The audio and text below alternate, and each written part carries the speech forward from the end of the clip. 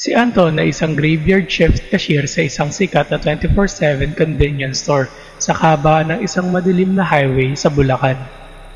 Sanay siya sa mga laseng, sa mga tsuper ng truck na bumibili ng kape, at sa mahabang oras ng pagkainip mula sa alas 2 hanggang alas 4 ng madaling araw. Isang gabi bandang 3:15 AM, pumasok ang isang lalaki. Nakasuot ito ng basang itim na raincoat kahit natuyo naman ang kalsada sa labas. Hindi ito tumingin kay Anton. Dumiretso ito sa dulo ng aisle kung nasaan ang mga inumin. Kumuha ng isang bote ng tubig at lumapit sa counter. Binayaran ng lalaki ang saktong halaga gamit ng barya na basang-basa at amoy kalawang. Pagkaabot ng barya, lumabas rin agad ang lalaki nang hindi nagsasalita. Nang i-punch ni Anton ang benta sa POS monitor, napansin niyang huminto ang oras sa screen, 3:15 AM. Napatingin si Anton sa glass wall ng tindahan. Nagtaka siya dahil walang kahit isang sasakyang dumadaan sa highway. Karaniwan, kahit madaling araw may mga bumabiyahing bus o tricycle. Ngayon, blanko ang kalsada at balot ng makakapal na hamog. Bumukas ulit ang pinto. Pumasok ang parehong lalaking nakasuot ng basang itim na raincoat. Dumiretso ito sa parehong aisle, kumuha ng parehong bote ng tubig at lumapit sa counter. Napakunot ang noo ni Anton. "Boss, kakabili mo lang rito ah," tanong niya. Hindi sumagot ang lalaki. Iniabot nito ang baryang basang-basa at amoy kalawang. Eksaktong katulad ng mga barya na nasa cashier drawer niya kanina pa. Lumabas ang lalaki. Tinignan ni Anton ang oras sa phone niya at sa monitor. 3:15 AM pa rin. "Ano to, prank?" bulong ni Anton. Upang mapatunayan sa sarili, nagising siya. Lumabas si Anton sa counter at naglakad papunta sa pinto para tignan ang highway. Pero nang itulak niya ang glass door, hindi siya nakalabas sa parking lot. Pagkahakbang niya, pumasok siya pabalik mula sa likod na pinto ng bodega ng convenience store. Nataranta si Anton. Tumakbo siya pabalik sa main door. Lumabas siya. Pero ang bungad sa kanya ay ang harap ng counter, kung saan ang cashier register. Nakulong siya sa loob ng sarili niyang pinagtatrabahuhan.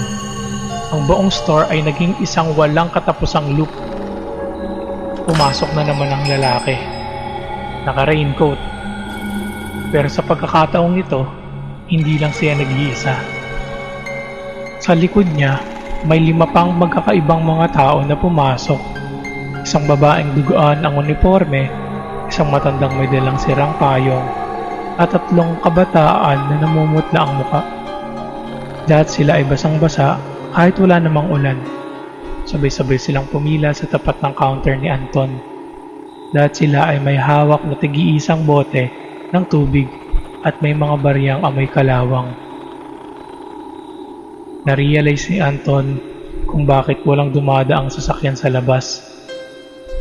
Ang highway na iyon ay kilala sa mga malalagim na aksidente tuwing madaling araw.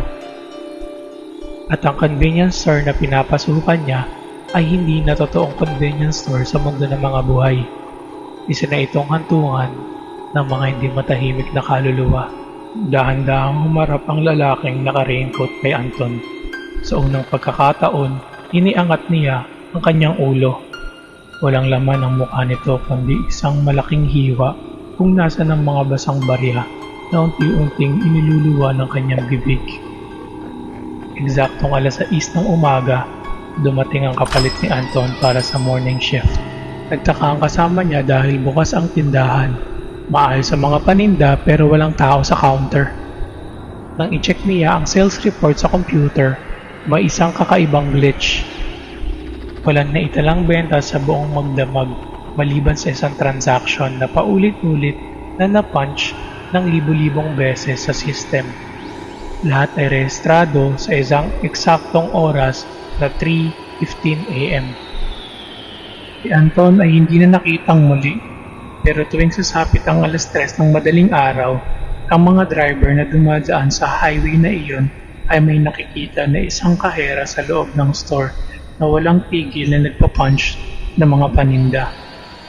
Habang ang mahabang pila ng mga basang customer ay naghihintay ng kanilang mga sukli.